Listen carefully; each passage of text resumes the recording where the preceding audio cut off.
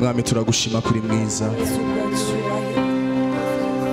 turashima kwera kwawe mwami, turagushima ko mwami mwiza uduhanye umwanya udasanzwe mwami mwiza wo kuza kuzamura amashimwe imbere yawe. Turagushima data mwiza nk'iki gikorwa uduhaye mwami mwiza cyo koza kongera kumva ijwi ryawe. Turagushima mwami ko twemereye mwami kuba hano hantu mu bikari byawe ahera data mwiza ho mu nzu yawe. Tumva kugira neza kwawe, tuje kumva imbabazi zawe mwami. Turagushima kuri mwiza, turagushima kugira neza mwami, tukuzamura icyubahiro cyose mwami, tukuzamura icyubahiro cyose mwami, kuko nta wundi ugikwiriye mwami. Tukuzamura icyubahiro cyose kuko nta wundi ugikwiriye mwami, tukuzamura icyubahiro cyose kuko nta wundi ugikwiriye. Mwami turashima izina ryawe mwami, turashima kwera kwawe mwami, turashima kuri Imana ihambaye, turashima kuri Imana ikomeye, turashima kuri Imana ikiranuka mu byo uvuga, turashima kuri Imana ikiranuka mu ijambo ryawe. Uri Imana itabeshya, uri Imana ivuga igasohoza ibyo yavuze. Haleluya! Akira amashimwe y'abana bawe, akira amashimwe y'abana bawe mwami. Haleluya, haleluya. Twese hamwe ni kubw'ubuntu, ni kubw'ubuntu twababariwe, waratwakiranye gishika cyinshi ntacyagereranywa nawe. Ongera umubwire ni kubw'ubuntu, ni kubw'ubuntu twababariwe, waratwakiranye gishika cyinshi ntacyagereranywa nawe. Ongera umuzamura ijwi ngo ni kubw'ubuntu twababariwe, ni kubw'ubuntu twababariwe, waratwakiranye gishika cyinshi ntacyagereranywa nawe. Ongera ubihamye n'umutima wawe, ni kubw'ubuntu twababariwe, ni kubw'ubuntu twababariwe, waratwakiranye gishika cyinshi ntacyagereranywa nawe. Ubu nguwe neza, ubu nguwe neza kubw'ibyo wakoze, ukwizigirwa kwawe kuranyikuje, nkurikiwe n'urukundo rwawe. Ongera umubwire ubu nguwe neza, ubu nguwe neza kubw'ibyo wakoze, ukwizigirwa kwawe kuranyikuje, nkurikiwe n'urukundo rwawe. Nunamuriye amaso, nunamuriye amaso,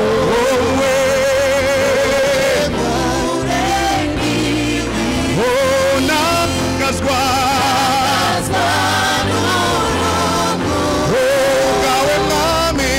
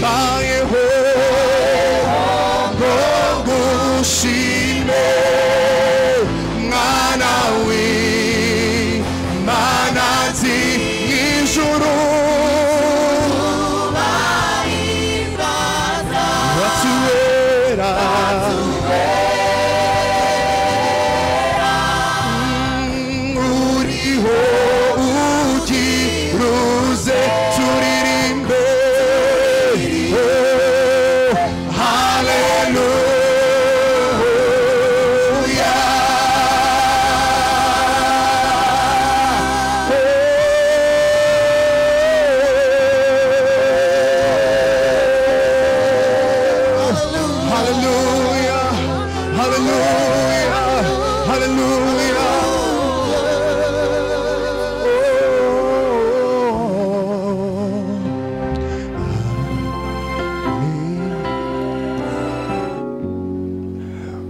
Ubwami bwawe buze, ibyo ushaka byose bibe, ngwino uhembure imitima yacu, ngwino uhembure imiryango yacu, ngwino ukize. Ubwami bwawe buze, ibyo ushaka byose bibe, ngwino uhembure imitima yacu, ngwino uhembure imiryango yacu, ngwino ukize. Ubwami bwawe buze, ibyo ushaka byose bibe, ngwino uhembure imitima yacu, ngwino uhembure imiryango yacu, imiryango yacu, ngwino ukize. Ubwami bwawe buze, ibyo ushaka byose bibe, ngwino uhembure imitima yacu, ngwino uhembure imiryango yacu, imiryango yacu, ngwino ukize. Ubwami bwawe buze, ibyo ushaka byose bibe, ngwino uhembure imitima yacu, ngwino uhembure imiryango yacu, ngwino ukize. Kugukiza kwawe kuze, guhembura umuntu wese, mwami amenye kumukunda, mwami kugukiza kwawe kuze, guhembura umuntu wese, mwami amenye kumukunda, mwami.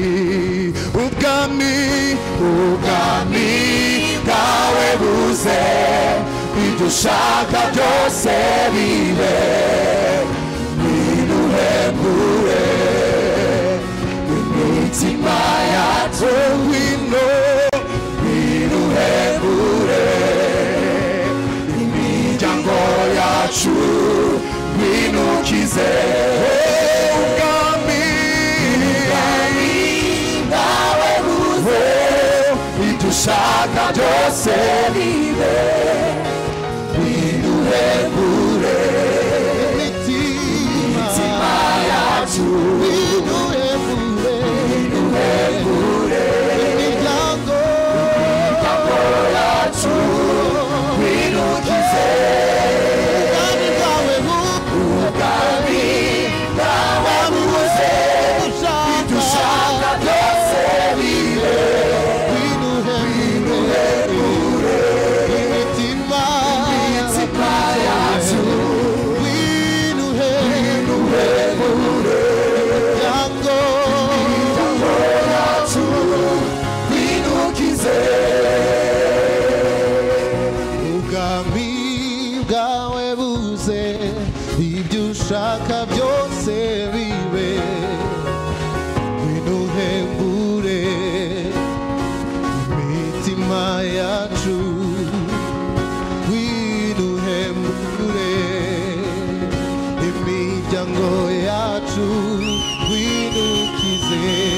amajwi yacu ubwami bwawe buze ibyo ushaka byose bibe ngwino uhembure imitima yacu ngwino uhembure imiryango yacu ngwino ukize ubwami bwawe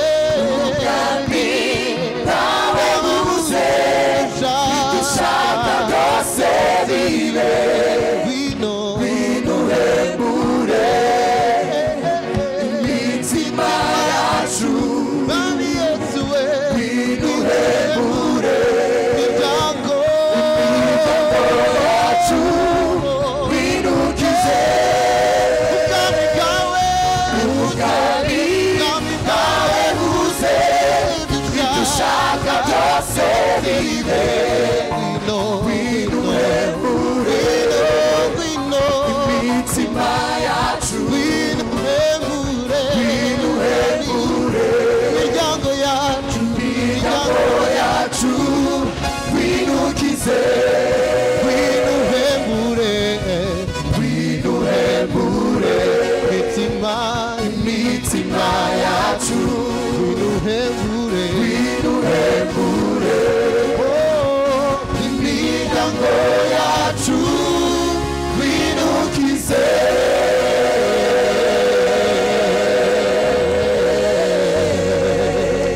Hallelujah! Hallelujah! Tuvuge cyane hallelujah!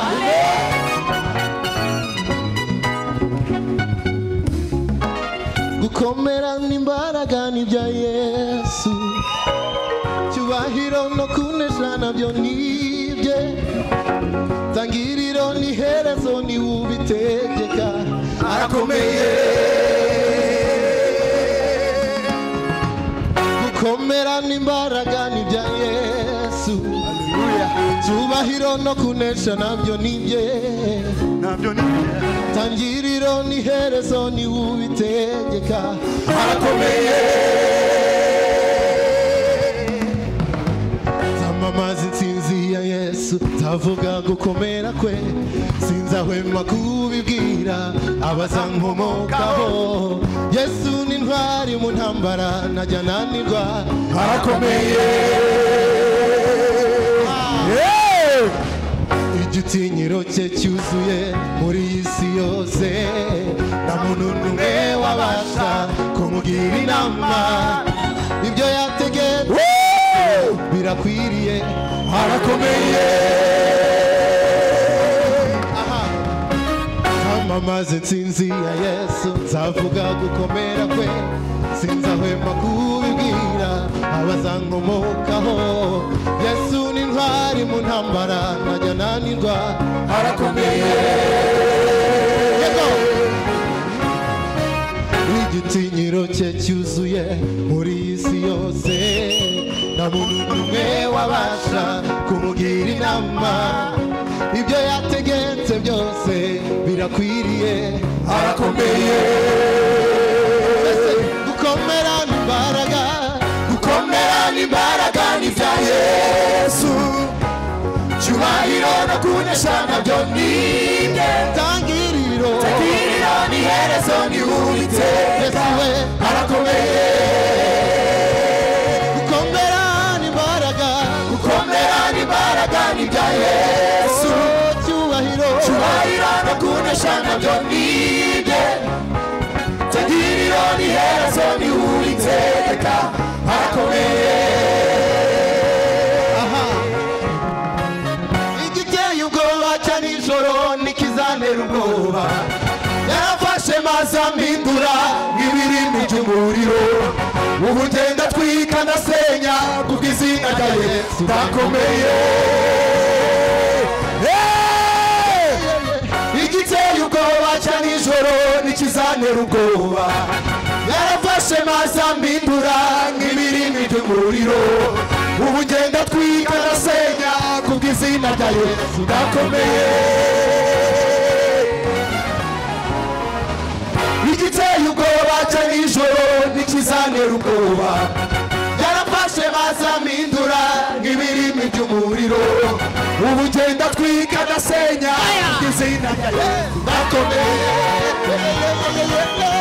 turakomeye turakomeye ntidutsindwa turakomeye turakomeye ntidutsindwa turakomeye turakomeye ntidutsindwa turakomeye turakomeye ntidutsindwa turakomeye Hallelujah.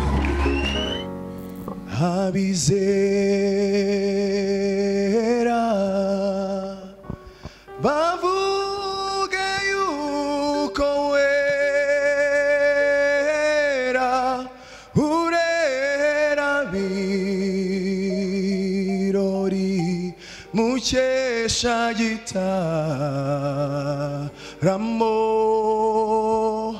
urera abizera bavuge yuko wera urera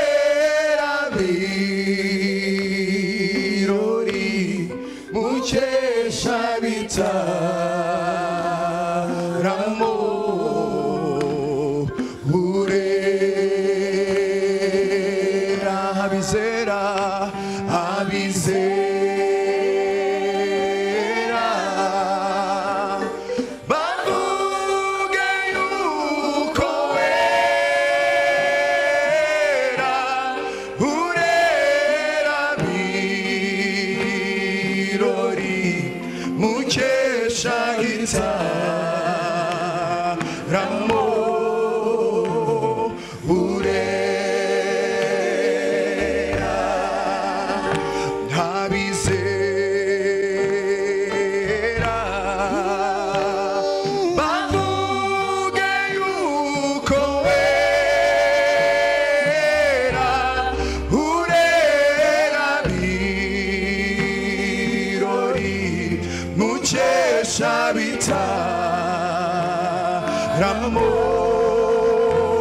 bavuge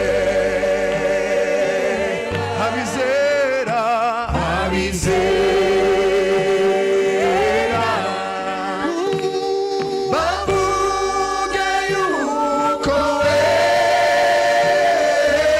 wera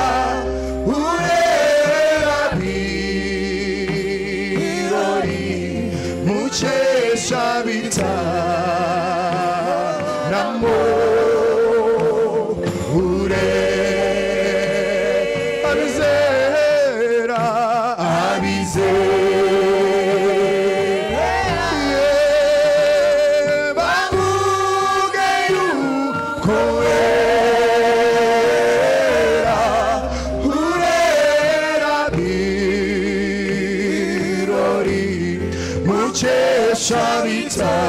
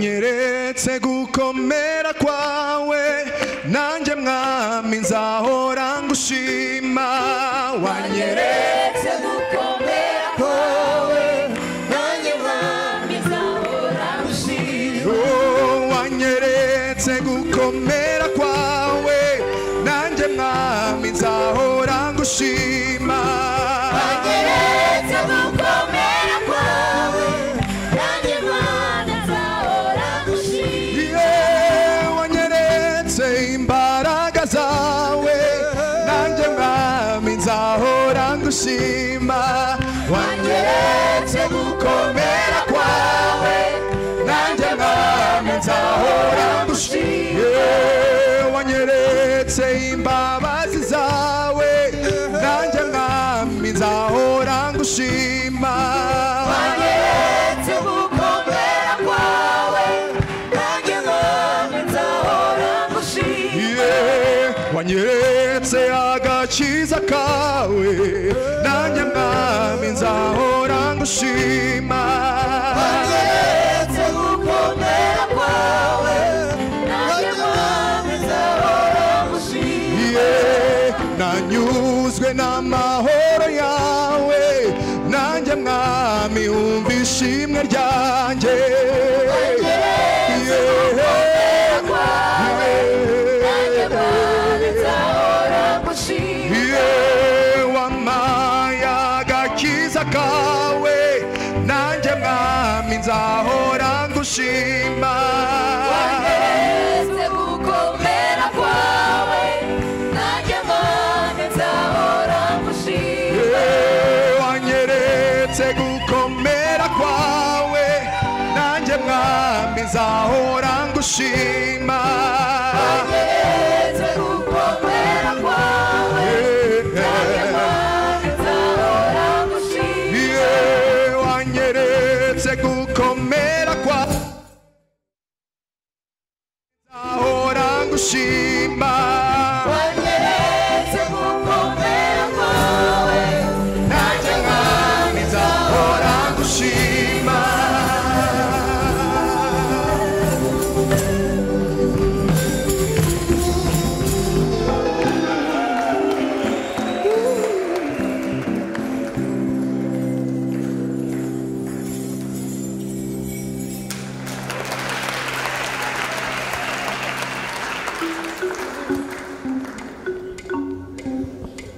iyo mana dusengira akomeye n'imana itabura guseruka n'imana yumva amasengesho iyo mana dusengira akomeye iyo mana dusengira akomeye n'imana itabura guseruka n'imana yumva amasengesho iyo mana dusengira akomeye iyo mana dusengira akomeye n'imana itabura guseruka n'imana yumva amasengesho iyo mana dusengira akomeye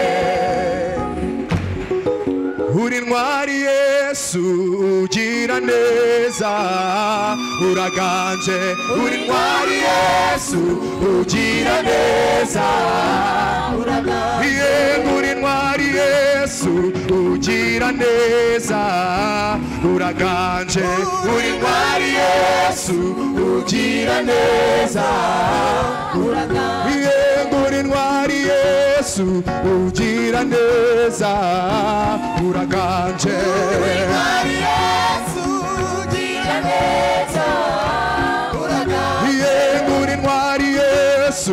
ugira neza uraganje uri ntwari Yesu ugira neza uraganje uri ntwari Yesu ugira neza uraganje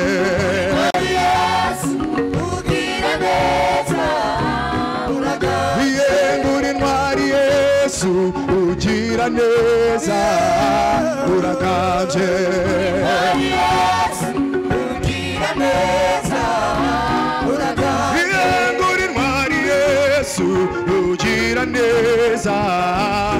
uraganje Yesu ugira neza uraganje uri ntwari Yesu utanga amahoro uraganje Yesu ugira neza uraganje uri ntwari Yesu ugira neza uraganje Yesu ugira neza uraganje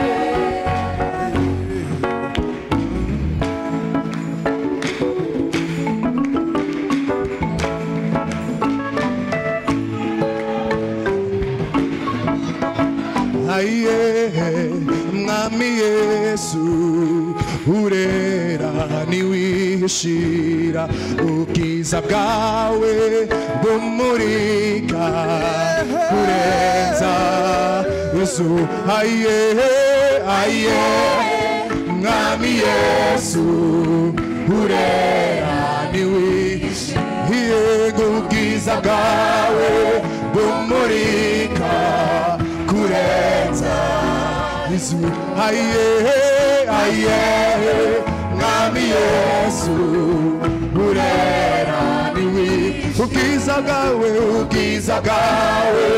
bumurika kurenza Yesu aye aye mwami Yesu urera niwi ubwiza bwawe bumurika kurenza Yesu aye aye mwami Yesu urera niwishira ubwiza bwawe bumurika kurenza Yesu yego we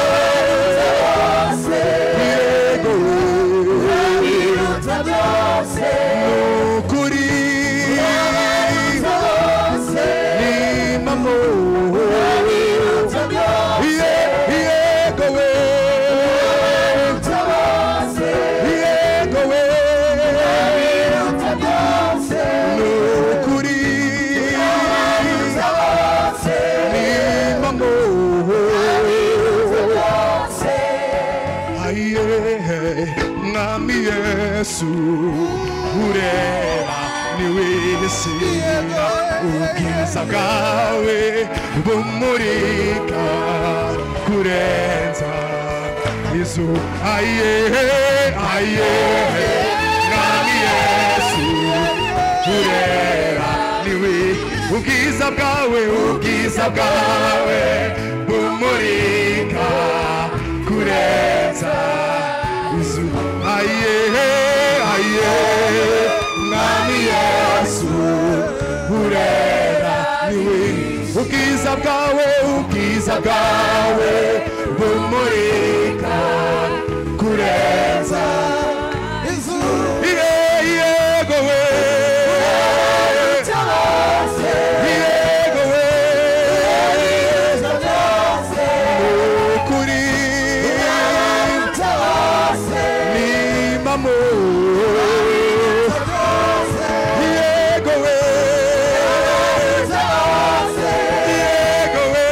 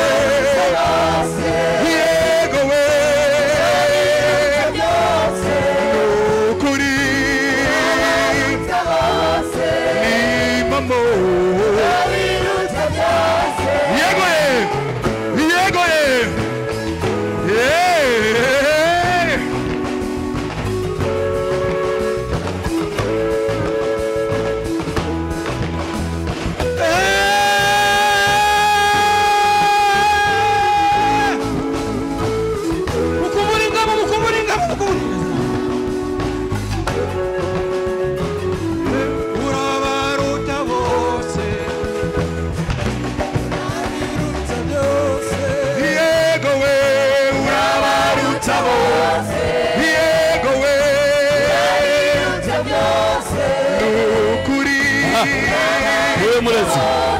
Ni mambo. Abiruta byose. Yego we. Abiruta bose. Yego we. Abiruta byose. Nukuri. Abiruta bose. Ni mambo. Abiruta byose. Yego we. Yego we. Nukuri. Ni mambo. Yego we. Yego we.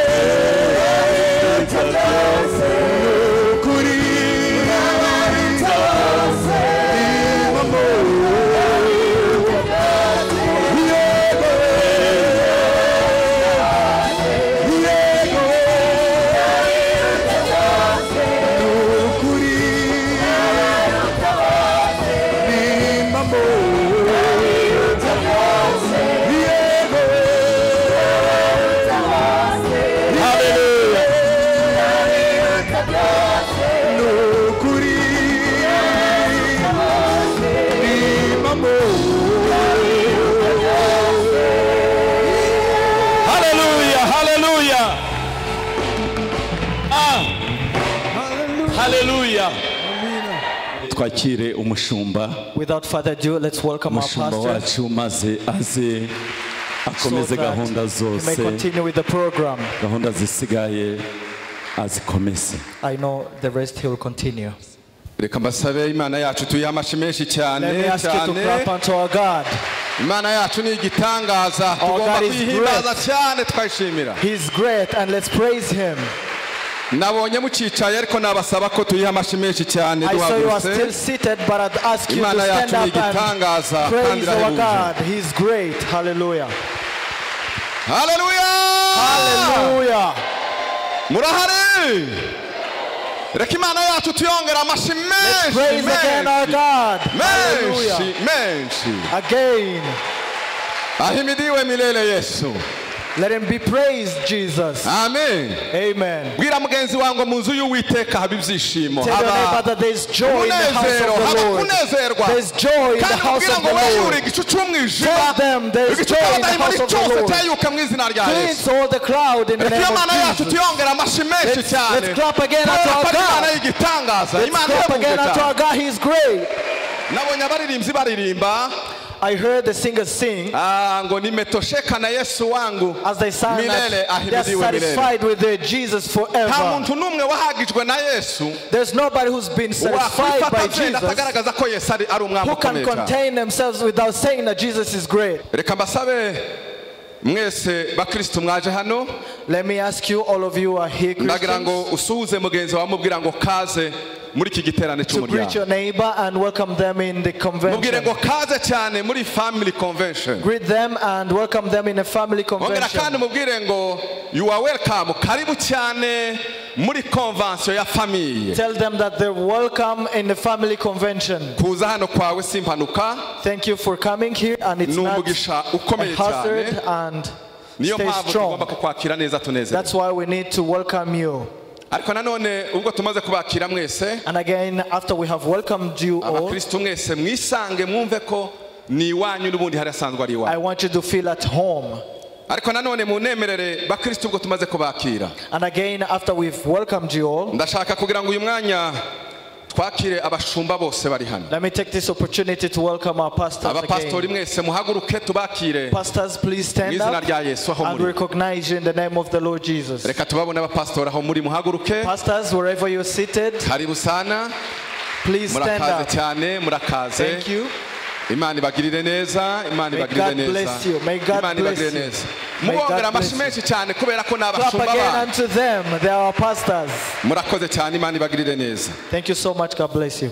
Munemerere uyu mwanya ngerageze kubereka abayobozi bacu ba Evangelical Restoration Church. Let me again introduce to you the leaders of Evangelical nubwo ari Restoration wabo Church. ariko tubakire muri iki cicaro cya Kimisagara. Even though it's their home, let's welcome them here at Kimisagara Parish. Umugani wa Kinyarwanda uravuga ngo urugo rutakwisa umushitsi tiriba ari urwawe. as it is said in Kinyarwanda, that a house that does not welcome you as visitors, it's not yours. But they're not visitors. Let us introduce them to you. And they're the ones who are going to introduce other visitors here. Nakire Bishop na Madame uyobora Province Centre. Allow me to welcome Bishop and his wife. He's leading the district center. Bishop, karibu sana. Kandi you're welcome, Bishop, and we love you so much.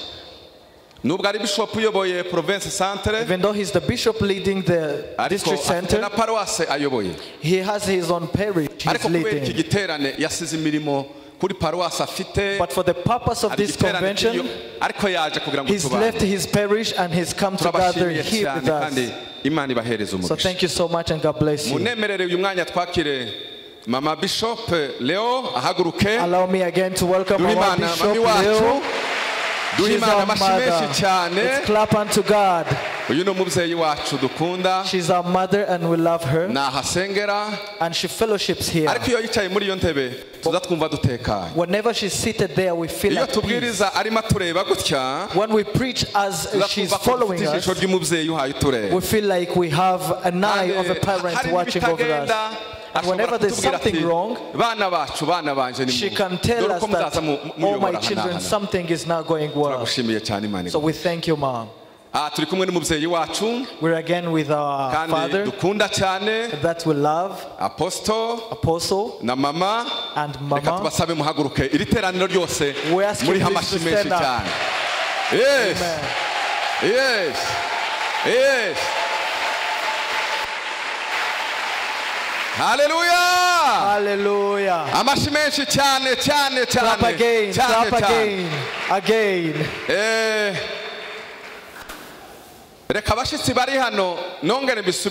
Visitors who are here, let me repeat this. These are the parents of this house. When you see us introducing them again and again, and when you see them there, know that we have the number one of this house. Thank you for all the hard works that you have. And you left them and came here. It's not because of Kimisagara alone.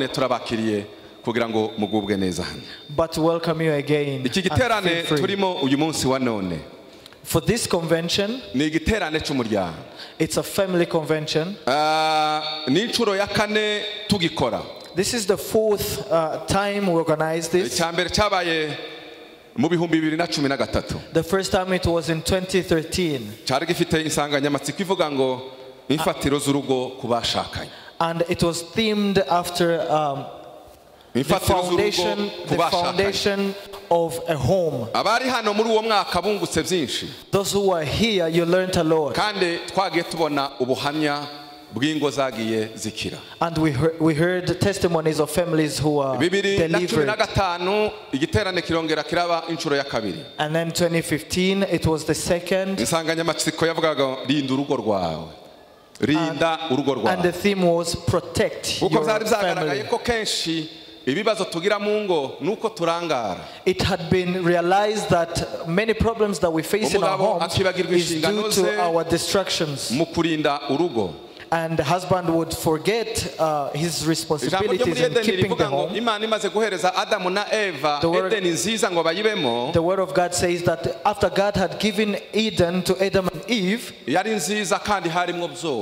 was beautiful and it had everything. But God gave him responsibility. He said, the Eden I've given you, protect it and keep it.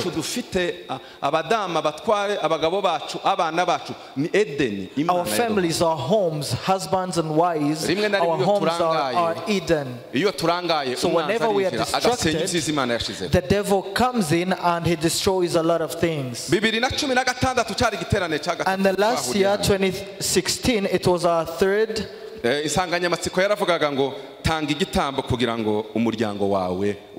was themed, give a sacrifice for a family to be transformed.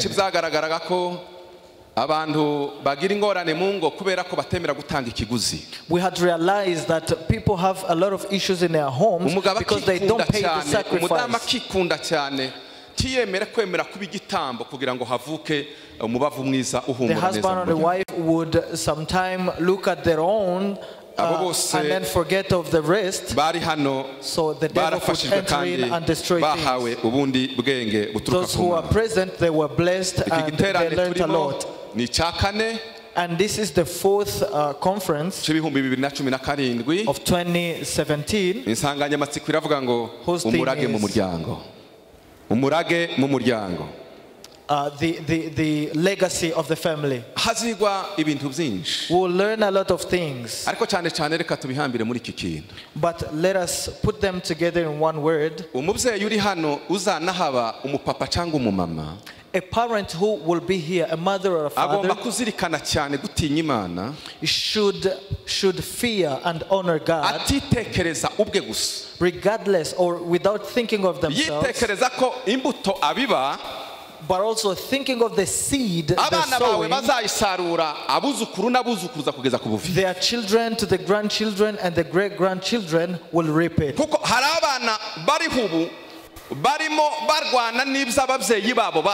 Because some of the children of this generation are still fighting the things their parents had sown.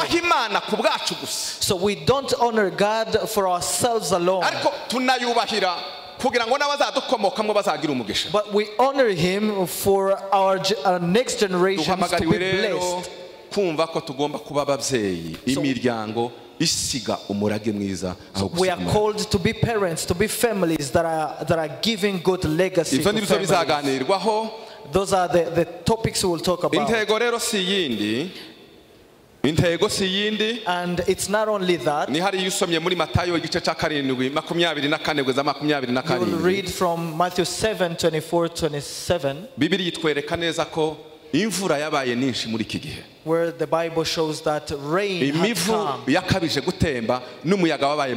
Flows and winds, floods and winds had come, and there were many. But the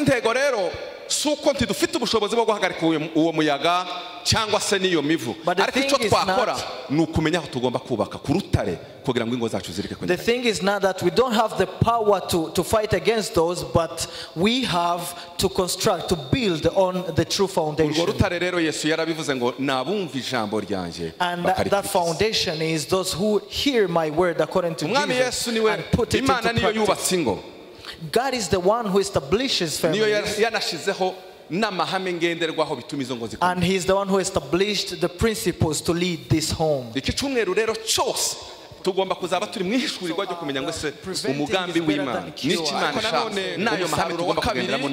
again, the second result, so this whole week will discover the families that are now sick or weak.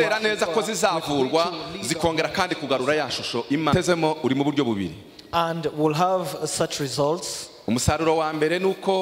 Abazaba bari hano bose ingo zikiri nzima n'abajene bose batarashaka turizera neza ko bazasohoka baratewe urukingo ruzatuma badafatwa n'indwara iriho muri iki gihe. The first result is that the youth who are here and the good families, the stable families that are here, you will have your vaccine that your families will be stronger.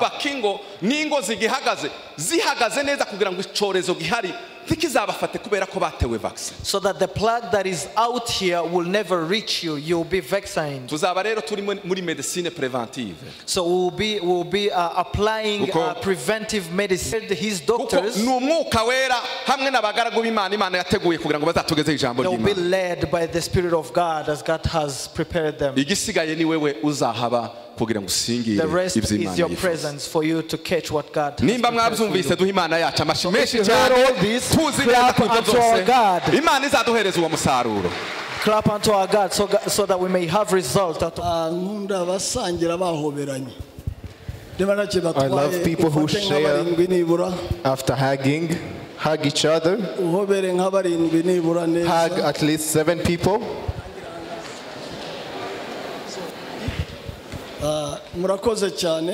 Thank you so much. I would like to receive all church members of Kimisagara. rwose mushatse mwahaguruka tugakura ubwatsi ko muri may all rise. Rwose thank you so much. Thank you murakoze cyane reka twicare.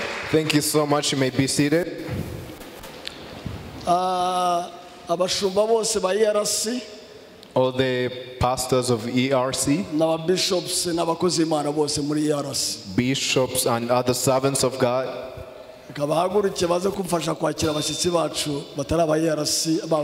thank you. Let's all rise and help me to welcome other visitors as well. Thank you so much. You may be seated.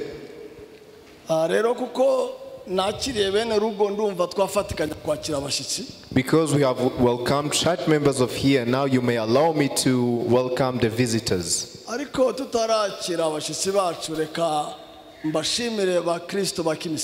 Before welcoming the visitors, I would like to first thank the church members of Kimisagara.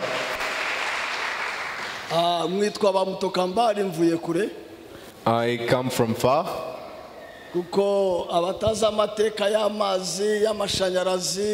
Because people who don't know the history of water and electricity, those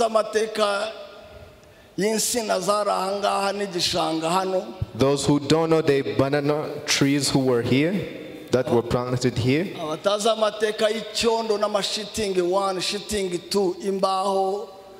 those who don't know the history of the tents and mud, abatazi amateka ya iko cyangwa se yo kuvuga gutya mikro ugasa naho utayifite kubera nta plafo nta kumvikana, abatazi amateka yo gusarara ku nguvu ntibamenya agaciro k'ibi byakozwe. Those who don't know the history of how far we've come with the sound system, they couldn't recognize the value of all this thing that has been done.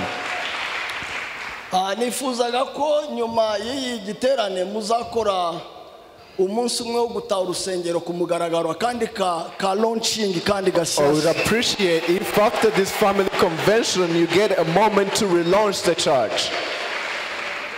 Rero bishobotse rwose yaba umunsi wa nyuma yaba ari amasengesho yaba ari gusiga mu nguni yaba ari ukura ubwatsi, ariko iyadutabaye ikadukiza amazi mwiriba ahangaha hepfo yatwinjiranye ikavana hejuru, mugakora amakaro, mugakora amapave, mugakora ibi byose.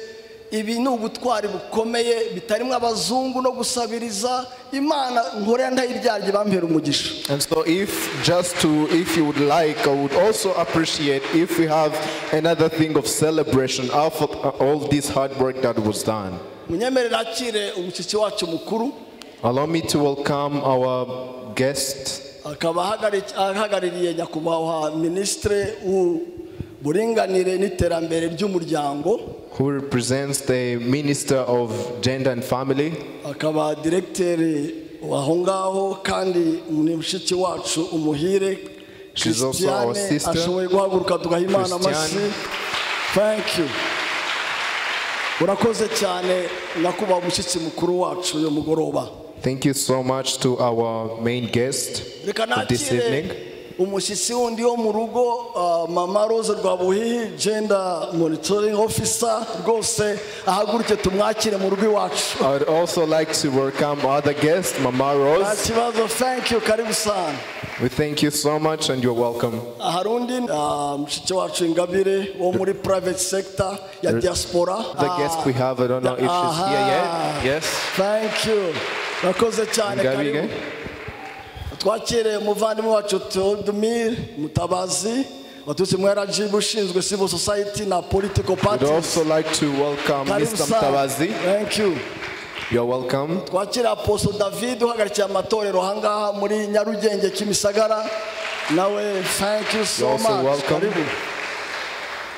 Nakira abashumba bose bataraba ERC. And would like to welcome other bishops who are not from our church. Bishop, abashumba, evangelist, umukozi w'Imana ariko utari wa Evangelical Restoration Church, pastors and evangelists. You may also stand so that will welcome you. Thank you.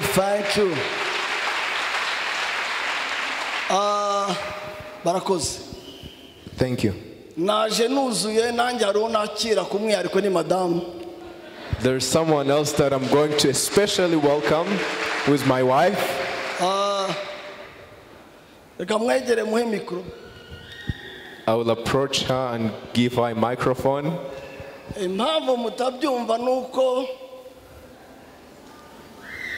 atabaye ubufasha mwiza sinabwiriza ku rugo.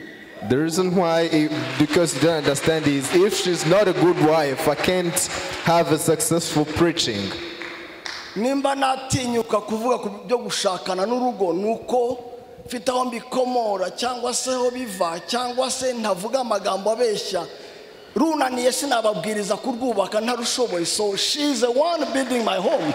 The reason why I'm confident enough to talk about families and how we can do good families is she's the reason why. Imyaka 28 nta kibazo. 28 years.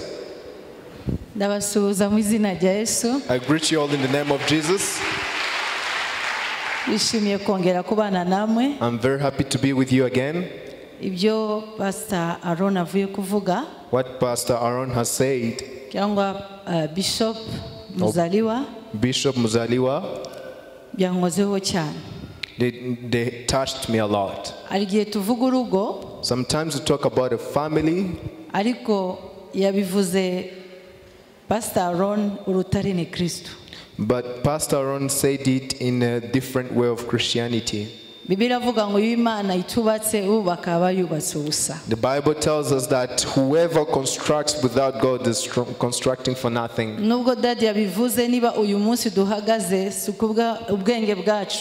As Daddy said, the reason why we are standing today is not because of our wisdom. It's not because we have graduated in so many schools. Not because of human experience. But because of the grace of God. We lift the glory of God. Help me to praise God. If you are standing today, standing and walking in the principles of God, and allowing Christ to be the center of our lives, and to be the rope of three ways, Christ in the center strengthens our journey.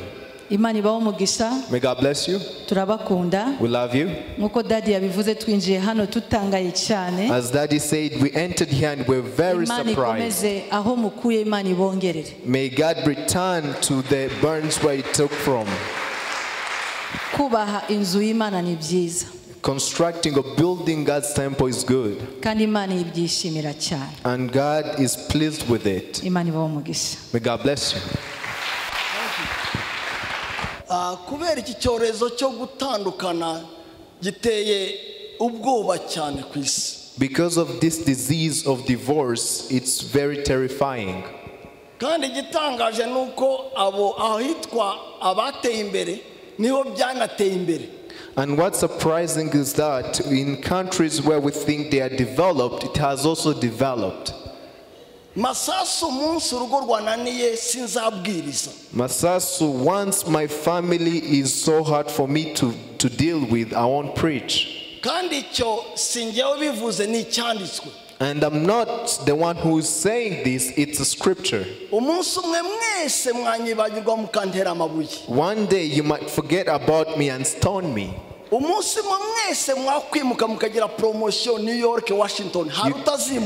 can all get promoted to other different places. There is someone who might not.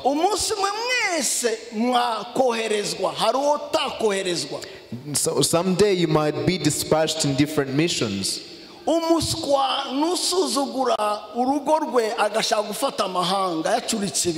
fool is someone who wants to take over nations while his family has failed him.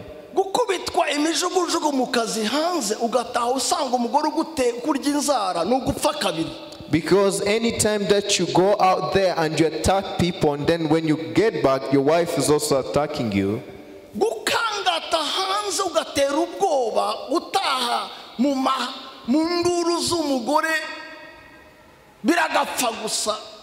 biragapfa birakabura urubyaro birakapfu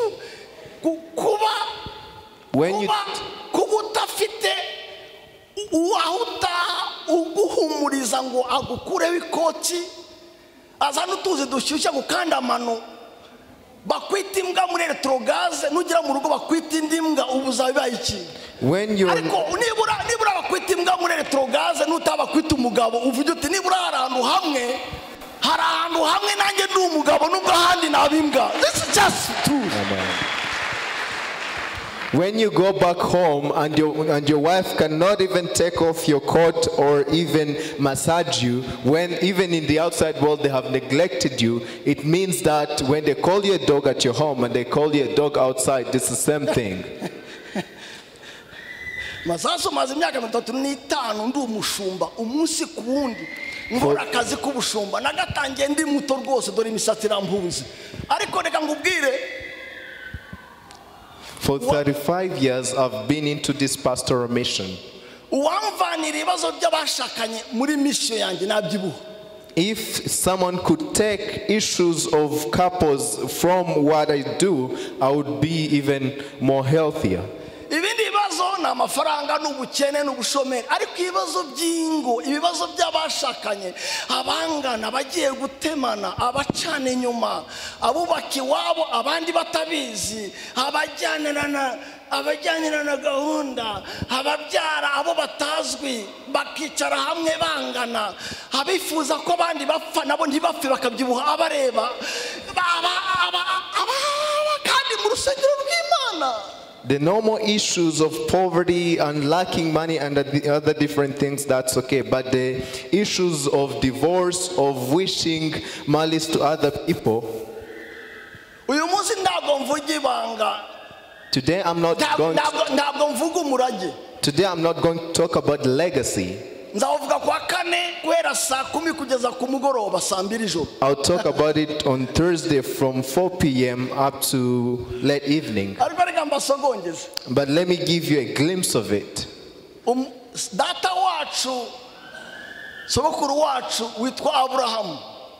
My grandfather, our grandfather in faith, Abraham. Our grandfather in faith, Abraham. Instead of fearing God, he feared people. And he told his wife, your beauty is just too much, it's splendid. Let me ask you this one favor.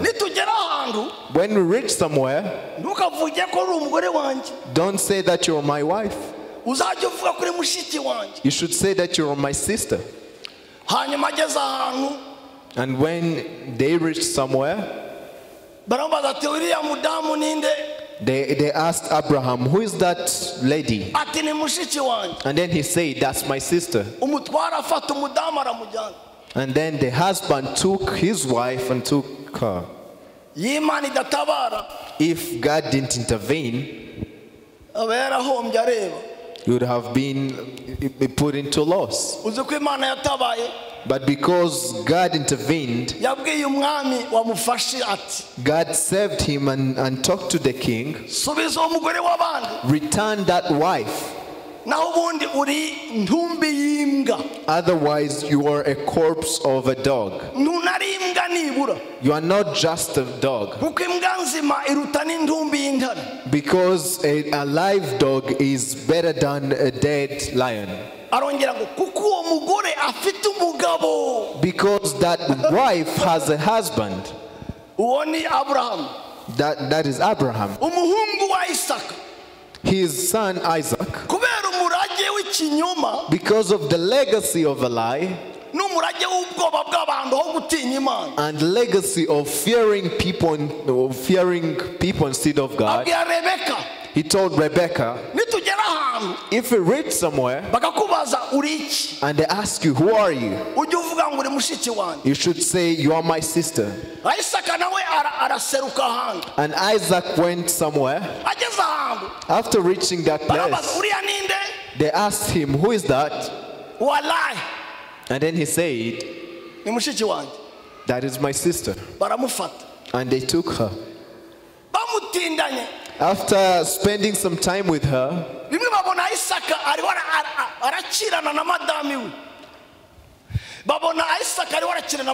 Isaac was playing with his wife. And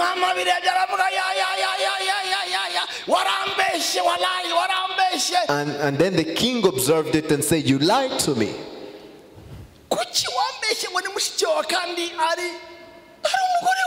Why did you lie to me that she's your sister when she's your wife?" This lie was part of the legacy.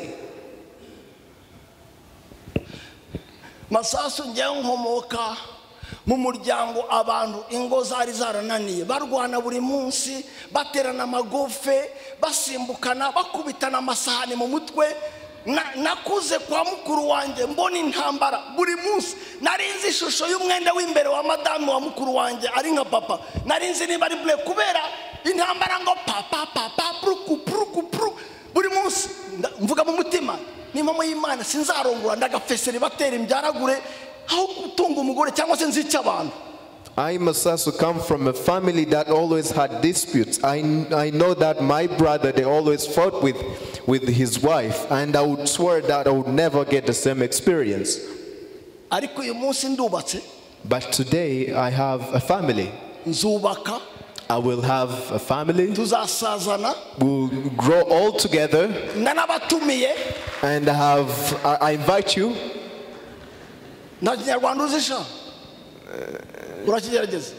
Just try. For this one, try. Okay. I invite you specially on my 100 years anniversary for my wedding day.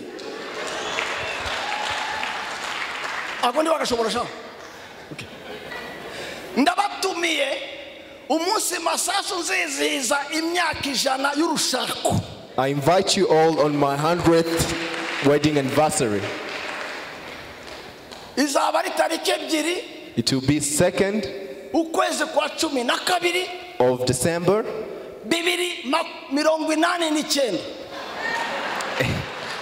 89. Number 1. See, you are dying, you die very quick. I don't want people who go fast. I'll be having 129. I'll be having teeth. I won't be having glasses. I'll be hearing clearly. The secret that I'm going to give you, you have to take all these scriptures. Proverbs chapter 14 verse 1 to 2. 1 Peter chapter 3 verse 7. Psalms chapter 111 chapter verse 10. Job 28:28. Proverbs 12:7. Proverbs from 14 from 26 to 27. Psalms chapter 128 from 1 to 4. Exodus chapter 1 verse 20 to 21. Let's start with the first scripture.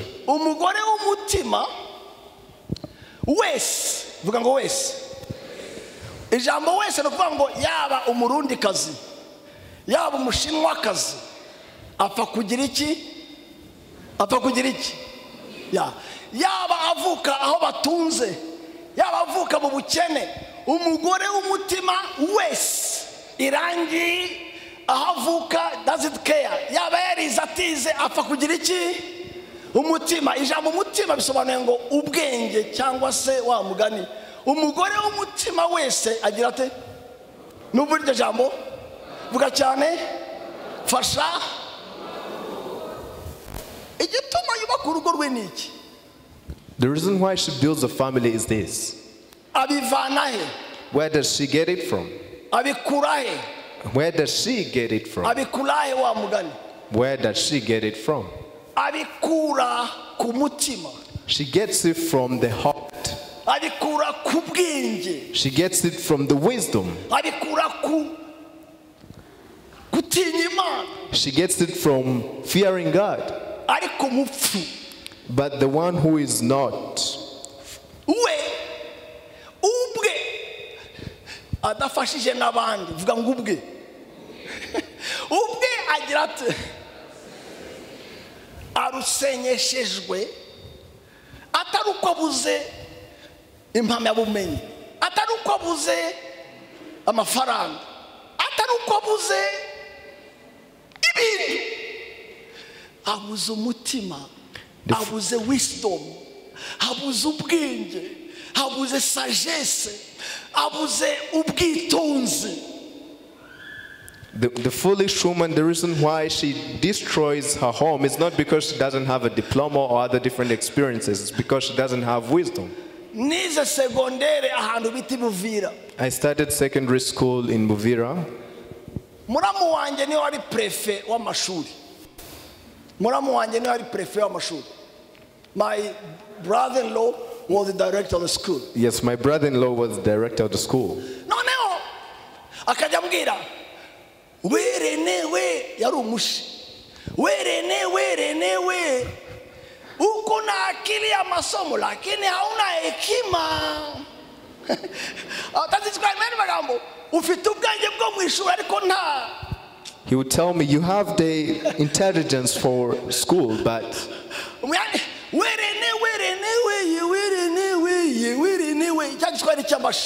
werenewe uko na akili ya masomo lakini hauna hekima. Urashaka ngo ufite ubumenyi, you have the knowledge, ariko hari icyo ubuze cyitwa wisdom. But there is something you don't have, which is wisdom. Ubwenge ni ikintu gikomeye cyane. Knowledge is something huge. No, not knowledge, wisdom. Wisdom. No, wisdom ni iki? Wisdom is this. Bazanira Solomon abagore babiri bamuzanira umwana bamuhangana. They brought two wives to Solomon with a baby. And the wisdom told him, Zana umupanga. Bring a panga. And say that you're going to tear that baby into two parts. Because of wisdom, Solomon brought the panga. No kumenya nyina w'umwana n'utari nyina w'umwana ubundi bamenyesha n'umupanga cyangwa ni DNA. Do you think that it's possible to know who the baby belongs to if it's not DNA? Aravuga leta mpanga pa. And he said, bring a machete here. Ya ngo bazana umupanga. And they brought a machete. Aravuga muchabo kabiri. And he said, tear the baby into two. Umusirikare ngo agira atya. When the soldier raised the panga, and then the mother of the babies said, please, Lord, please.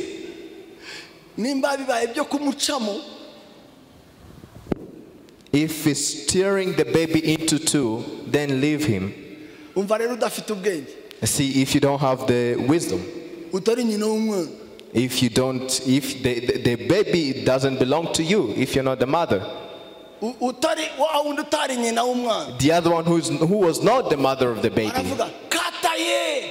say, tear the baby, tear the baby.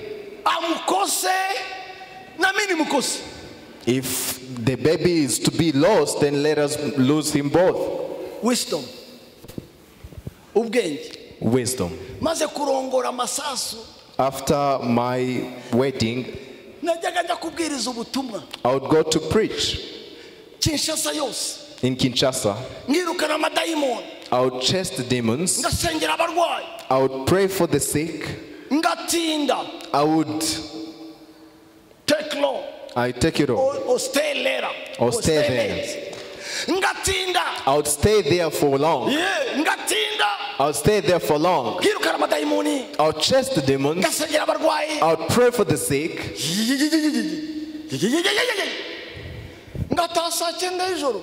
And I would go home 3 in the morning. I would go with different testimonies of the demons. I would tell my wife, God works. God still works. The demons can be chased. The people can. The demons. And my wife wouldn't even say hallelujah. And she was not even happy I was bringing good news home. I would wait for her to say, thank you, husband. And the tears would roll. She was home. She spent the day cooking. She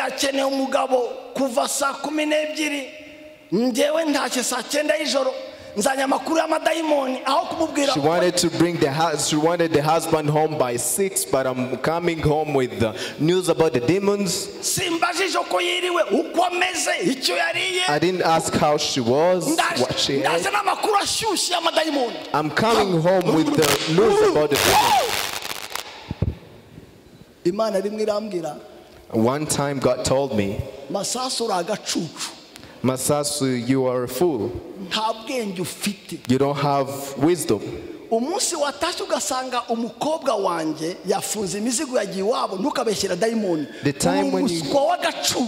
The time that you go back home and my daughter has packed her things back home, don't blame it on the demons. What you lack is wisdom. The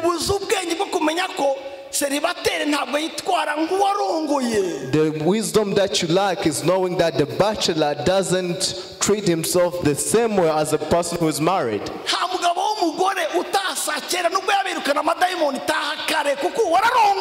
If you're a husband, you don't have to chase demons up until 3 a.m. You have to go back home because you are married. The Bible says, mubane n'abagore banyu mwerekana iki? Ndashaka kumva ijambo. Navuze umugore umupfafa, none umvuze n'umugabo, umva. Namwe narigeze. Namwe mbagabo nuko mubane n'abagore banyu mwerekana ubwenge. Nibyo mubyo mubagirira kuko bameze nk'izabya. Kitawashije namwe gukomera. Kandi mugire muti mubaye nk'abaraganwa namwe ubuntu bw'ubugingo impamvu ba kugira ngo amasengesho yanyu aya magambo ntabwo muyasomye neza mwari magambo. You haven't read these words clearly. Yes, show wisdom. Mwari magambo. In other words, before Pastor Aaron seals the sacraments in Kimisagara,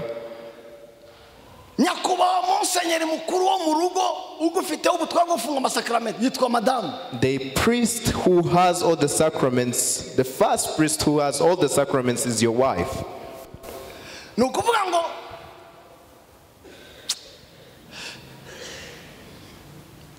Nasanze umugabo ari gukubita umugore ari umurokore barantabaza ndaza.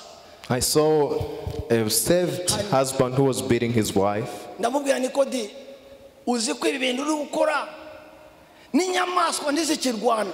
And I told him, do you know the things that you're doing? Even animals don't do it anymore. Uzi ko nta nyamaswa ikubita yayo, uzi ko nta nyamaswa buriya nta ntare. Animals don't beat others.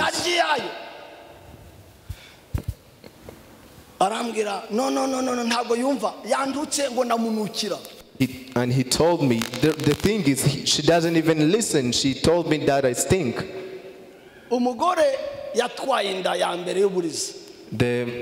The wife had got pregnant.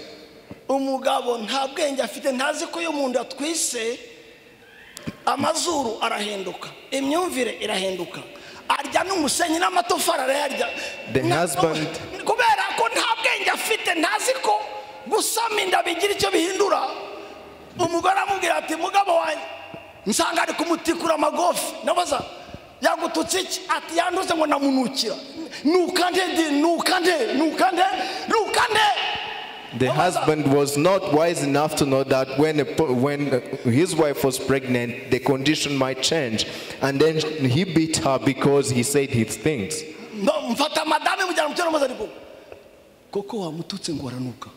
And then asked the wife, did you really say that his thing?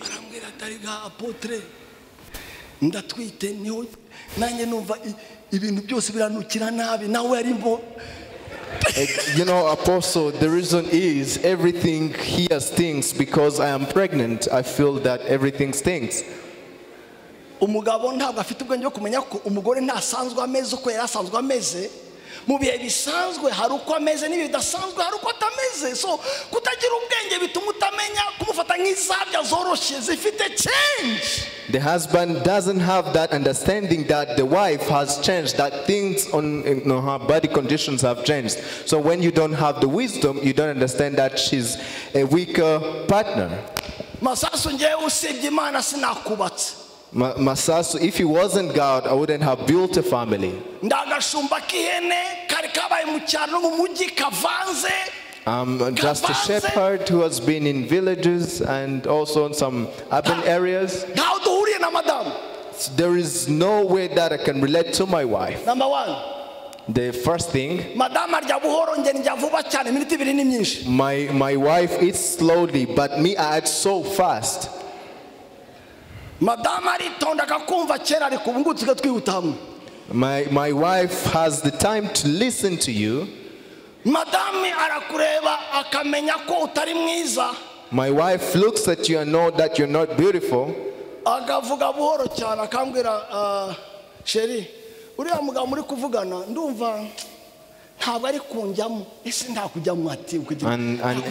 she would whisper to me, say, that man you're talking to, we are not relating, we are not connecting.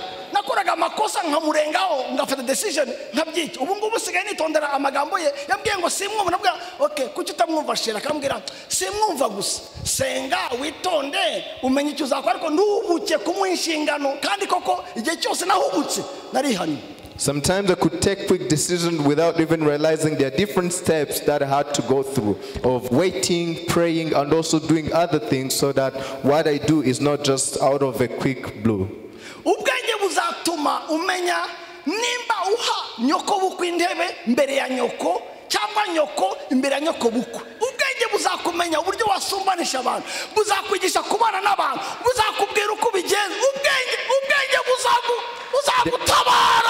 The wisdom will help you to know if you're offering the sofas to your mother-in-law or just your mother. The wisdom will help you to know that you will live and also how you can live with people in good terms. The wisdom will not let you tell your husband that he stinks. You say that your perfume, I think your perfume has changed today.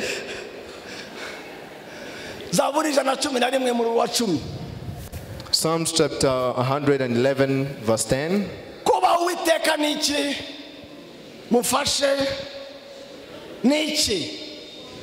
Yes. Nishingiro ni fatizo n'intangiriro. Zaburi inena karindwi umurongo wa 11. Psalms chapter 147 verse 11. Uwiteka anezererwa abagira bate bya jambo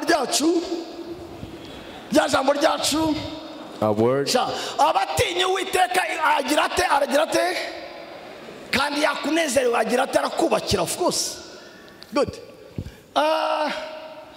Yobu maze ibwira umuntu iti dore kuba Uwiteka niki nibwo mu yandi magambo ubwenge bukubakira ubukesha bugira gute gutinya Imana. In other words, wisdom that helps you build is from God.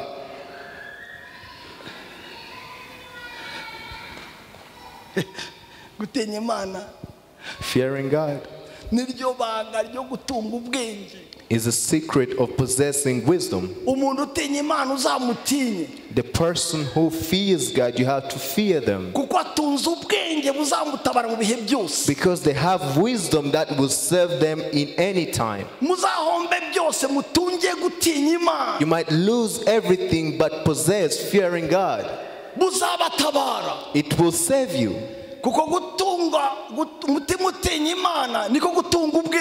Because having a heart that fears God is possessing wisdom. And wisdom is needed in all spheres. In business you need wisdom. In your education you need wisdom. In your relationship, in your family you need wisdom. In leadership you need wisdom. In godly connection you need wisdom. In being a good Rwandan you need wisdom. Imigani abanyabyaha bazubikwa ntibazaba bakiriho ariko ko mutamfasha vuga cyane numva ongeraho cyane numve tugira gutya ngo ruzakomera manura hasi urushinya ngo ruzakomera no sindashima manura rukomeze ruza abanyabyaha bazubikwa wazana amafaranga miliyoni mu rugo. If you bring $1 million of francs at home, but you are a sinner, you will be overthrown. If you bring different outfit and think that it will cover your sins before your wife, it will be overthrown. The families of wicked people will be overthrown.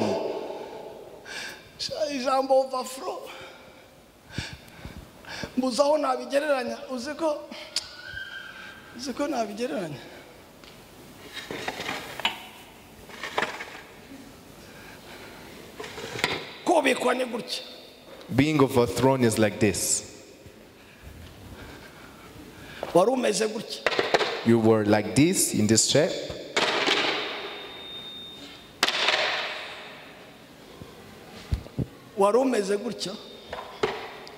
You were like this. And the husband was wearing pants.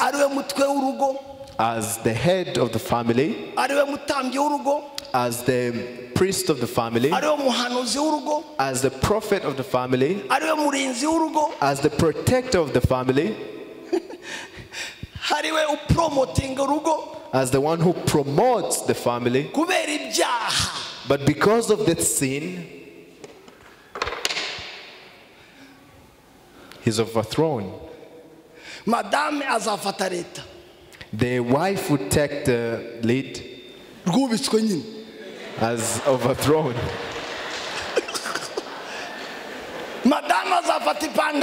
The wife would put on the pants and tell the husband, and for you among men do you count yourself? When they talk about men in Kigali, do you also raise a voice? The sin closes the mouth. Back then in Congo, I'll see a very giant man being taken by a very little person. I would ask me the reason. That little person was holding that big man because he was caught with his wife. Because the sin transforms a person to become an imbecile. They take you like that. The director, you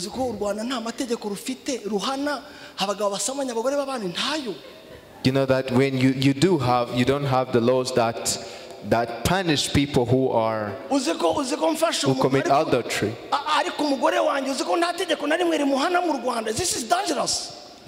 You know, when I take someone who is having on my wife, then What the law allows me to do is this. Is just to divorce. If I beat her, they will imprison me. And that is my wife. That is my value. That is my treasure.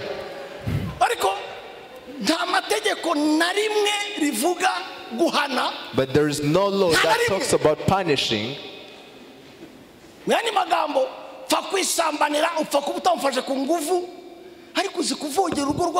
is just dangerous.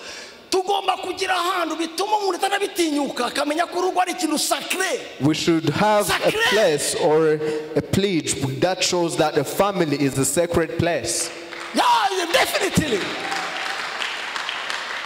Mfite umuhungu twabyirukanye umugore we baramutwaye ejo bundi umugabo yaramufasha mujyana muri Serena amara icyumweru umuhungu arabafirima arabafata neza agira ngo yagize ibimenyetso simusiga agiye kurega barambwira ngo nta tegeko rihari nimba ushaka madama divorce cyangwa ukoreshe ibyo bimenyetso byawe kugira ngo umurege mutanduka ariko ntacyo wamukora.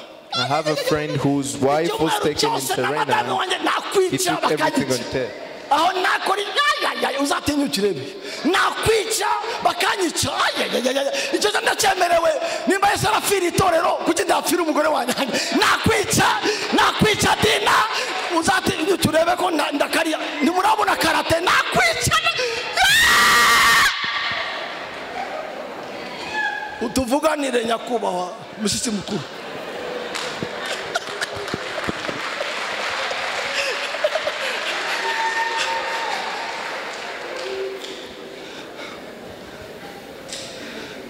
Ubaho Uwiteka afite ibyiringiro bikomeye kandi abana be bazabona ubiki ubuhungiro.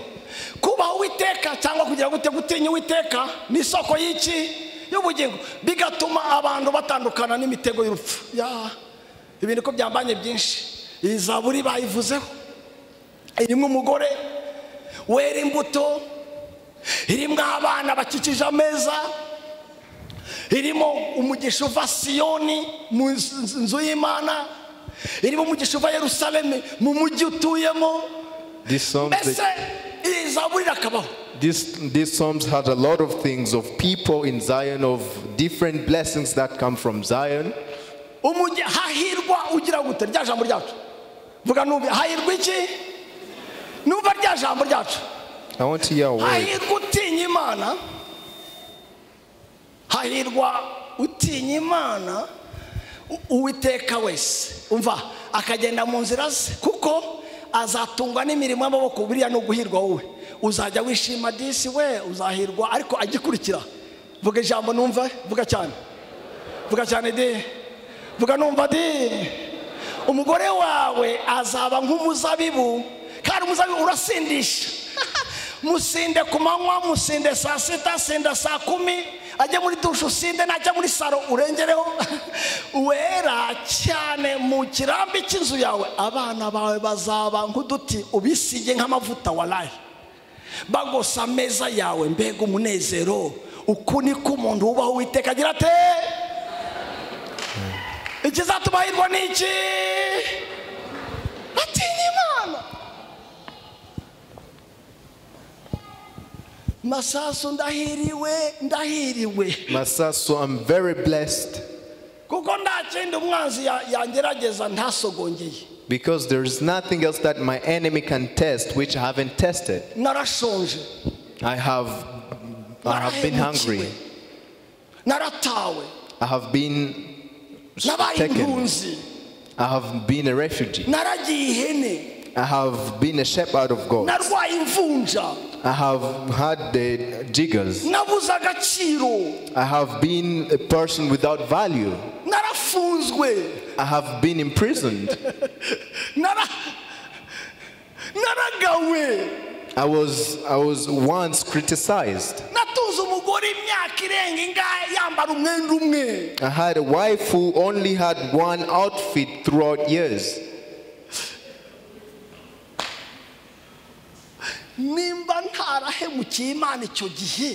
If I didn't betray God that time,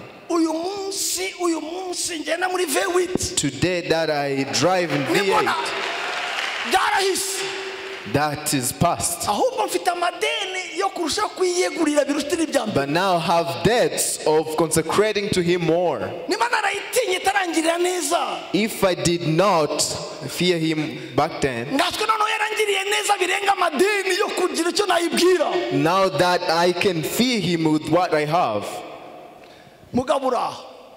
If you're a man and you're here, I don't know where you were born from or the education you have, level you have.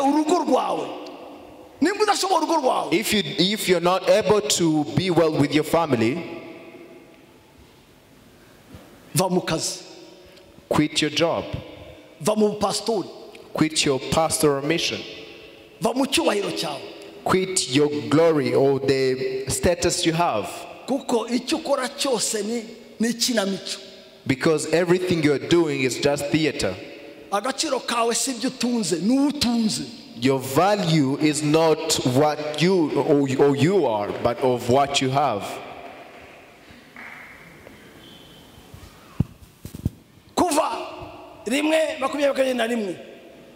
Exodus chapter 1 verse 20 to 21.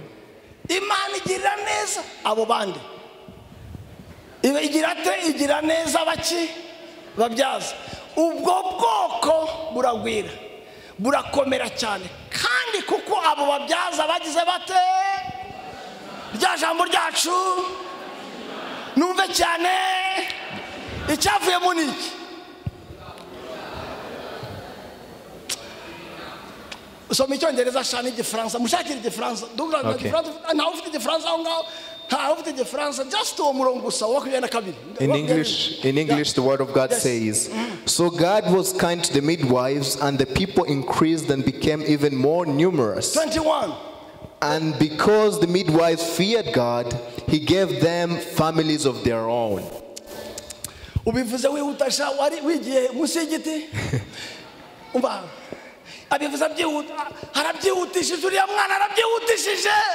Okay. Because these midwives feared the Lord, he gave them their own families. They didn't have any families, but because they fear the Lord, they want it, they get it, they've been rewarded by getting not. Oh my God. Agafaransa basi nako karacyarimo ntibarakirukana rwose burundu karacyarimo agafaransa just 21. Yeah.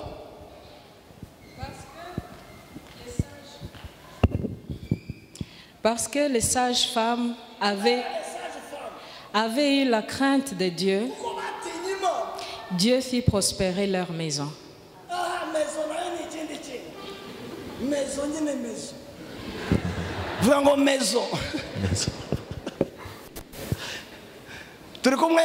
Are we together? Number one, the first word. You know that Israel went to Egypt. After fleeing to Egypt, they became many. When they became many, the king of Egypt, he commanded that the midwives, anytime they give birth, they see a woman giving birth to a son, they would kill the baby boy. If it was a baby girl, they would let her live. And the midwives who were doing their job in that hospital, when the pregnant woman came, when she was about to give birth, they would see that it's a baby boy. They would fear God. Because of fearing God, they wouldn't kill that baby boy. When the woman came with the baby girl, they would let her live. But if it was a baby boy, they would let him live. And the king said, come here. The midwives came, the ones who were disobedient to him. I commanded you to kill baby boys. Why didn't you kill them? And they said, it's not even us. The Hebrew women are not like Egyptian women. They are vigorous. The midwives, when they are not even there yet,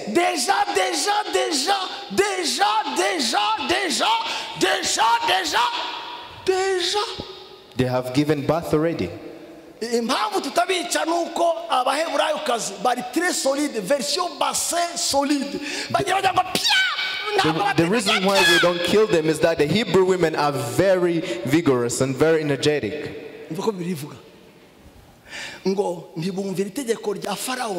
They didn't listen to the law, to the command of Pharaoh, and they feared God. See what came out of it. Because they feared God, God gave them families of their own. In other words, if they were girls, if it was girls, He gave them husbands. If there were women with husbands, He gave them babies.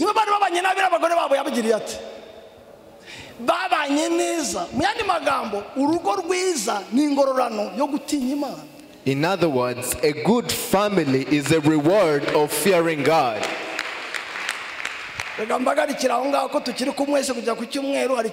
I might finish from here because we are together until Sunday.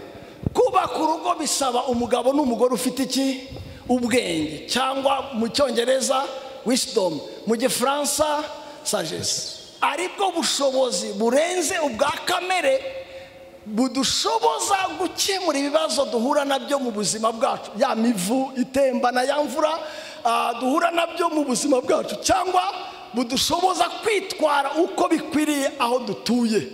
Iyo tudafite ubwenge bw'Imana tugira gute turasenya. Nubwo twaba tufite amafaranga menshi turasenya rwose.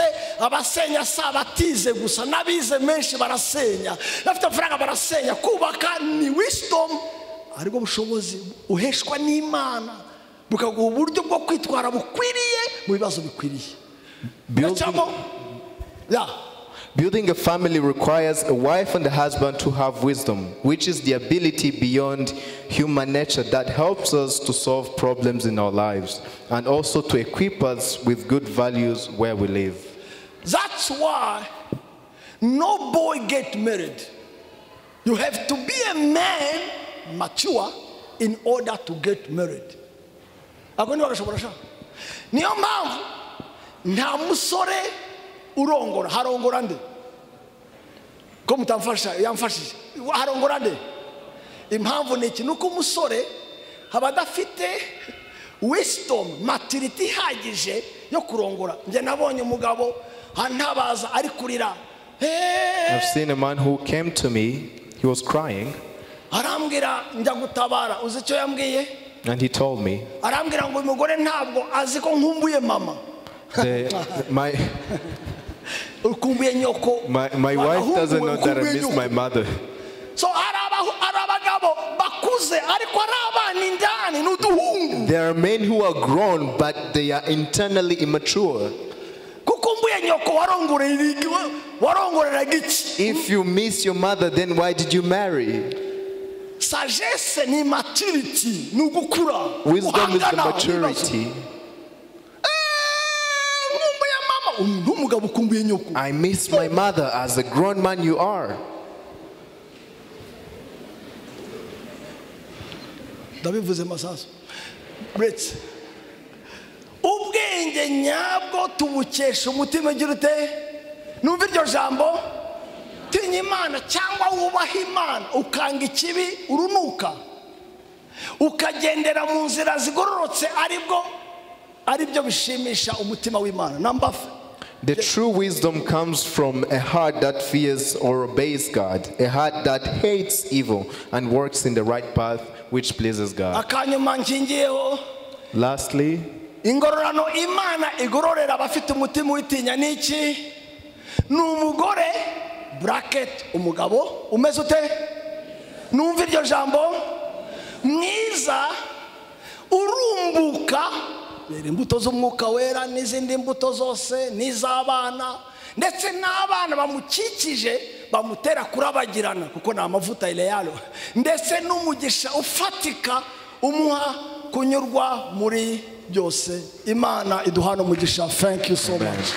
The word that God gives is obedient hearts to a man is a good wife who bears fruit and children who surround them as they all shine. God also gives a tangible blessing that becomes satisfied in all things. Allow me in this moment, let's welcome our guest. Karibu sana Mama Christine. Let's listen to her address.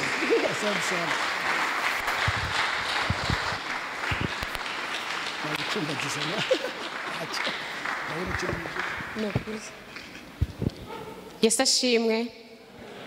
Hallelujah. Praise Jesus. Hallelujah. Murakoze cyane. Thank you. Nyakubahwa Bishop, banyakubahwa abakozi b'Imana muri hano, banyakubahwa muri mu matorero atandukanye, banyakubahwa muri mu nzego zitandukanye za leta ndetse n'amadini atandukanye ari hano, batumirwa muri hano. No kuri turishimye kubera iki giterane cy'umugoroba. Turabashimiye kubera iyi gahunda mwatekereje. Hari wigeze kwivuga ati se mwa iri torero rya kopeye leta. Oya, leta namwe turakorana. Twese dutahiriza umugozi umwe kandi iyo mwakopera nta kibazo kuko tuba dukora ibintu byiza gusa. Banyakubahwa rero biragoye kuvuga nyuma ya Bishop. Nukuri Bishop ubwenge rwose mwabirangije. Nyakubahwa Bishop Imana ibahe umugisha.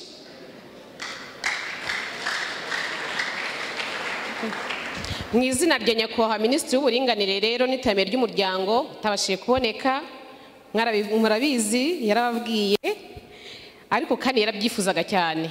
Ariko umubyeyi adahari atuma aho bakorana kandi wandanga gutenguha atuma umwana mu rugo kuko abazi akamenyero k'urugo. Turabashimiye rero kwegera igikorwa ngaruka mwaka mutegura, mwatubwiye ko ari ku nshuro ya 4. Turabashimiye Imana ikomeza umugisha ko muri mu kubaka umuryango kuko umuryango rero shingiro ry'igihugu.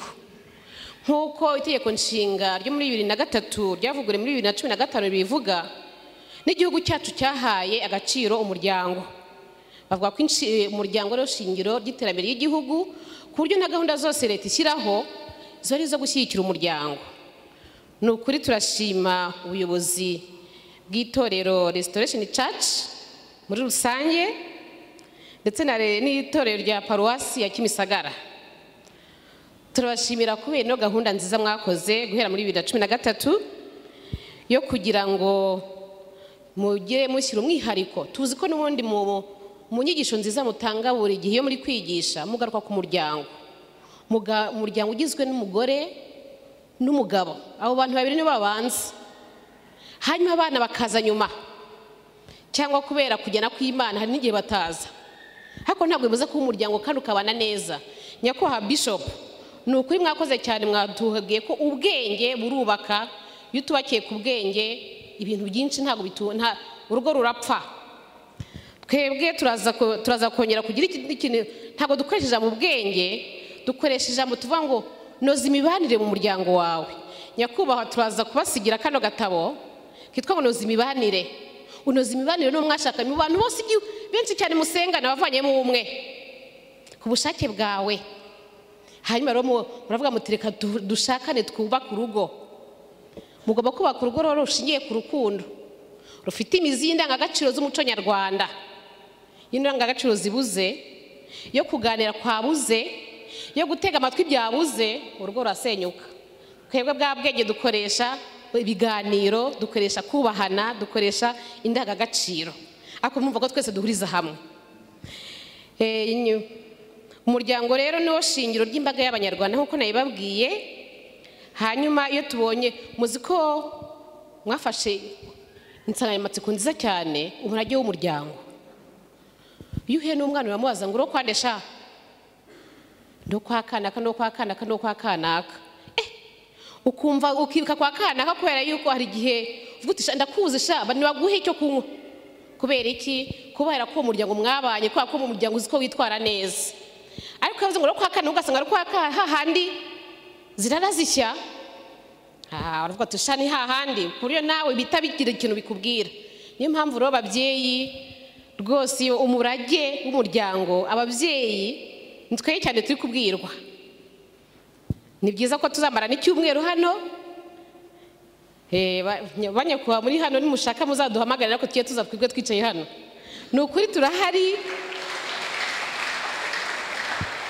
mije prof irahari, nimudushaka uyu munsi twaje, nidushaka icyumweru cyose tuzaba duhari kuko turi gukora ibintu bimwe. Nkagira ngo nshimire cyane ko Imana yaduhaye igihugu cyiza, yaduhaye ubuyobozi bwiza burangajwe imbere nyakubahwa Perezida wa Repubulika Paul Kagame.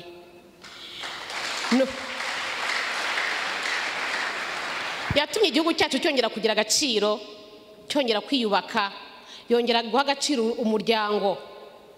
Hari umushyikirano muri 2014 wa mwiherero w'abayobozi bajya bagira umushyikirano w'ukwezi kwa 12, bashyize ingufu, abayobozi baricara baraganira bati duhe ingufu umuryango kuko niwo shingiro y'iterambere ry'igihugu.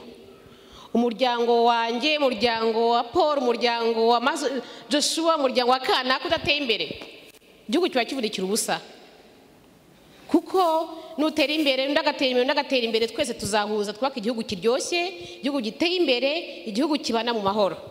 Ibyo ngiro tubifashwamo n'abayobozi bacu beza, ndetse tukabifashwamo n'abanyamadini beza, abanyamatorero beza. Ntabwo gusa baza ngo wigishe ijambo ry'Imana gusa, burya roho nzima mu mubiri muzima. Muje abayobozi bacu batwigisha hano mu rusengero, mu itorero, dushonje ntabwo twakumva, ariko badutoza n'iterambere, banadutoza kubana neza, aho bitagenda neza bakadusura, bakadushishikariza kongera kubana neza. Turashima rero ko mugira uruhare cyane nk'uko mwabivuze, mwabikomejeho cyane. Leta namwe dukorana umunsi ku wundi.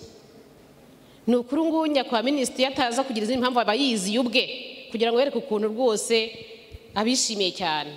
Kandi n'ubu ndibuze guhita muha ubutumwa rwose ko hari n'ibyo mwantumye nza guhita mvuga, ariko ndagira mbabwire yuko imikoranire rwose turishimye, murimo gushyigikira leta muri gahunda zayo. By'umwihariko turashimira Restoration Church Paruwasi ya Kimisagara, murashimirwa kubera gahunda nziza yo kwegera imiryango itandukanye kugira ngo muyiherekeze kurushaho kwitagatifuza, kurushaho kugira ubwenge, kurushaho kubaha Imana. Kubaha Imana nta gihombo kirimo. Ushobora kuri umuntu rwose ufite akazi keza ugize utari kuyobashya Imana, ugira imigisha myinshi kurushaho. Niyo mpamvu rero rwose dushima cyane, mukomerezaho, ndetse hari n'abandi banyamadini, amatorero nabo bakora nk'ibi ngibi. Ni cyerekana yuko rwose twese dusenye umugozi umwe, dushaka kugera ku gihugu cyiza nk'uko abayobozi bacu babidufashamo buri gihe. Muteraniye hano mwese, umukoro w'ababyeyi burya ukemura byinshi. Abapapa turabatumiye cyane by'umwihariko. Reka mbibwire abapapa muri hano, muzi ko iyo mugiye mu bintu biri sosiyale bisanzwe bikorwa n'abagore bigira ingufu kurushaho. Mwari mubizi? Nagira ngo izo mbaraga rwose tuzibasaye kandi muzaziduha. Mugiye mujya mu mugoroba w'ababyeyi waho mutuye, bajye babona ko bishop nawe yaje, babone ko pastor yaje, babone ko abakozi b'Imana bose baje. Ese na bishop yaje ashobora kwicara mu mugoroba w'ababyeyi hano? Wow! Iyo waje rero burya ubuzi kuzanye n'abandi bantu bagezeho kuri 5, kubera ko bajyaga babona yuko utabona akanya ariko umunsi wakabonye. Ni ukuri iki kintu muzakidufasha kandi bizakunda. Bishop yemeye kandi mwere uturutse bukuru ucyakwiriye hose. Iyo bishop yemeye twese abakristo turakurikira. Murakoze cyane. Ntawangira ngo rero ntabatindiye, nuko nanjye ndabemereye mu matsinda nimwe wagira nanjye muzaduhamagare tuzaza kugira ngo twicare dushaka umuti w'ibibazo dufite. nkaba rero mu izina rya nyakubahwa minisitiri w'uburinganire n'iterambere ry'umuryango ntangize ku mugaragaro kino giterane cy'umuryango cyateguwe n'itorero Restoration Church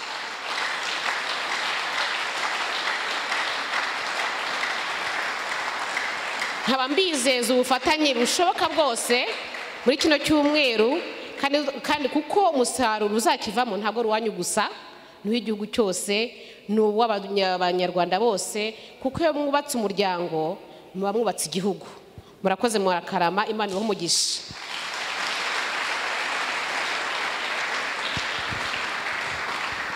Munyemerere mbahe no mfashanyigisho ivuga ngo noza imibanire mu muryango wawe.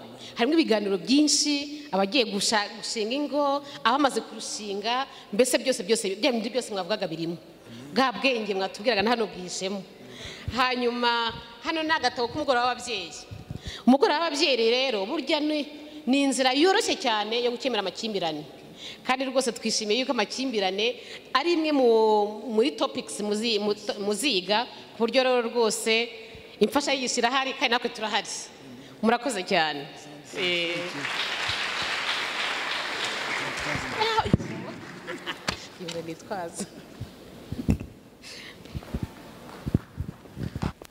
Twemere duhaguruke dufatane turangize neza mu isengesho. Allow me to stand up and we conclude with a prayer.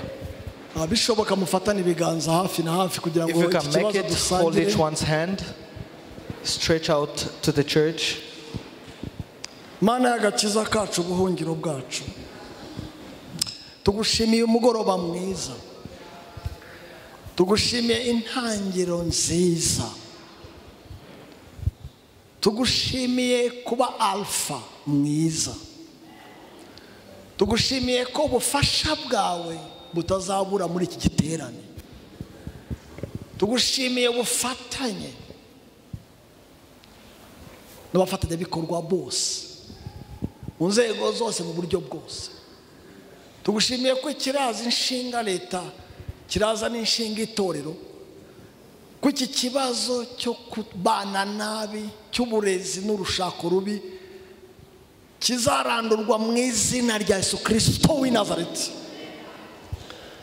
Tugushimiye ko uyu munsi wakora igitangaza, wahindura amateka y'ababana nabi, wagaragara mu ngo zacu nk'umutware kandi bakubona kandi userutse byatungana.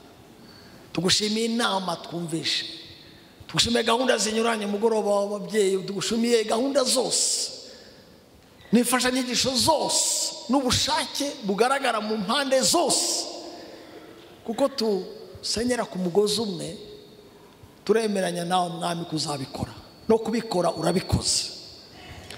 Reka abakunzi bacu bataha uyu mugoroba babera umugoroba mwiza, barindwe nawe, bashike amahoro nawe, ijoro ribe ijoro ryo guhumekerwa nawe, kugirwa neza nawe, ndetse n'umunsi w'ejo tuzahure hano mwami n'ishyaka ryinshi n'amatsiko n'umwete n'ubwenge bwawe. Komeze kutugirira neza mu izina rya Yesu Kristo mwami, amen. Sawa, mugoroba mwiza, murakoze. Thank you. Yemezwa demera, dore naraye ku marembo y'ijuru, simfite isoni zo kwinjira, yambabariye ibyahise, kumena saze ko yahuye ni Yesu, ko naraye seguye Kristo, amateka yanjye ahindukira ku marembo y'ijuru. Naraye ku marembo y'ijuru, ubwe yarabivuze ati Yakobo ndakwibutse, guhinduye ubwoko bw'Imana.